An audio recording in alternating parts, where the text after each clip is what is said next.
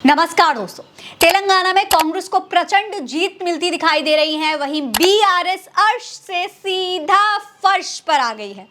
1 बजे तक के रुझानों के अनुसार विधानसभा की 119 सीटों में से 65 पर कांग्रेस की जीत होती दिख रही है, जबकि मुख्यमंत्री के चंद्रशेखर राव की पार्टी बीआरएस 42 सीटों तक सिमटती हुई दिखाई दे रही है। थोड़ी बहुत सीटें दोस्तों कम ज्यादा भी हो सकती हैं, आगे भी बढ़ सकती हैं, लेकिन ऐसा पहली बार होगा जब तेलंगाना में कांग्रेस की सरकार बनेगी। 2014 में कांग्रेस नेतृत्व वाली यूपीए शासनकाल में तेलंगाना राज्य का गठन किया गया था। तब से 2 विधानसभा चुनाव हुए हैं जिसमें केसीआर की पार्टी लगातार जीतती आई है, लेकिन अब इस बार कांग्रेस इस राज्य में मजबूत पकड़ बनाकर सरकार बनाने जा रही है।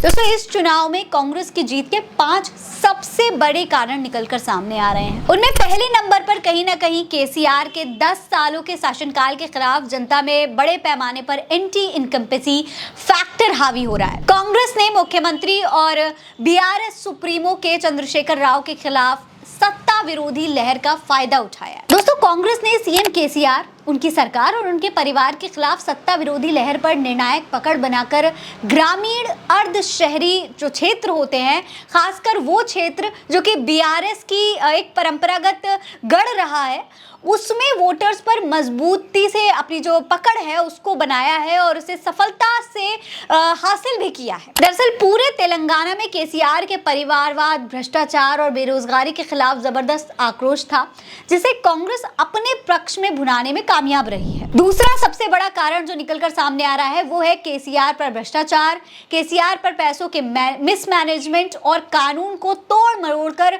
भूमि अधिग्रहण करने की कोशिश के आरोप। हालांकि उनकी पार्टी की ओर से यह कहकर जवाबी हमला किया गया था कि भारत पर कई सालों तक शासन करने के बावजूद कांग्रेस पार्टी तेलंगाना में सरकार बनाने में नाकाम रही है। उधर कांग्रेस ने कलेश्वरम लिफ्ट सिंचाई परियोजना में भ्रष्टाचार को अहम मुद्दा बनाया था। जब अक्टूबर में लक्ष्मी बैराज में दरार आई और कई इलाकों में जो है कांग्रेस ने डूबने के जो मुद्दे थे उन्हें उठाया, तब कांग्रेस ने इसे चुनाव में पहले से ही बहुत बड़ा मुद्दा बनाने के बारे में प्लानिंग कर रखी थी, जिसका तेलंगाना की जनता पर काफी असर भी हुआ। दोस्तों, कर्नाटक और हिमाचल प्रदेश के जो चुनाव हुए उसमें कांग्रेस पहले ही जीत का स्वाद चख चुकी थी। उसी के तर्ज पर तेलंगाना में भी 6 चुनावी गारंटियों का कांग्रेस ने ऐलान कर दिया। अब यही तीसरा कारण रहा कांग्रेस की इस बम्पर जीत का। कांग्रेस की इस गारंटी के वादों के मुताबिक राज्य में जाति जनगणना कराना और पिछड़ों और दलित वर्ग की आरक्षण सीमा में बढ़ोतरी करना बड़ा मुद्दा रहा। इसके अलावा महिलाओं के लिए फ्री बस पास, हर एक परिवार को 200 यूनिट बिजली फ्री देना, 500 रुपए में एलपीजी गैस सिलेंडर देने का वादा जैसे तमाम वादे शामिल थे। इसके अलावा तेलंगाना आंदोलन के शहीदों के परिवारों को 25,000 रुपए की मासिक पेंशन का ऐलान भी कांग्रेस के लिए एक प्लस पॉइंट साबित हुआ। अब चौथा कारण समझिए दोस्तों, असल में तेलंगाना में करीब 13% मुस्लिम आबादी है। राज्य की कुल 119 विधानसभा सीटों में से करीब 1/3 पर मुस्लिम मतदाता हार जीत तय करते हैं, यानी 46 सीटों पर मुस्लिम मतदाता किंग मेकर की भूमिका निभाते हैं। राष्ट्रीय स्तर पर कांग्रेस की सियासी रणनीति और बीआरएस पर बीजेपी की बी टीम होने के आरोपों के बीच में अल्पसंख्यकों ने कर्नाटक की ही तरह यहां पर भी अपनी पुरानी पार्टी के पक्ष में एकजुट होने का फैसला कर लिया। कांग्रेस ने भी अल्पसंख्यकों के लिए चुनावी घोषणाओं से जो है मुस्लिम समुदाय को लुभाने की काफी कोशिश की। इससे कांग्रेस ने मुस्लिम वोटों का जो बहुमत होता है उसे कहीं ना कहीं हासिल कर लिया। हैदराबाद की 10 सीटों में से 7 सीटों पर तो असदुद्दीन ओवैसी का जबरदस्त प्रभाव रहा। बावजूद इसके ओवैसी की पार्टी एआईएमआईएम चुनावों में सिर्फ 3 सीटों पर सिमटकर रह गई। पांचवा और सबसे बड़ा कारण दोस्तों, कांग्रेस के स्टार प्रचारकों का इन्वॉल्वमेंट और राहुल गांधी की बदलती हुई इमेज। दोस्तों, कांग्रेस के प्रदेश स्तर के नेताओं समेत राहुल गांधी ने पूरे राज्य में बड़े स्तर पर चुनाव अभियान चलाए थे।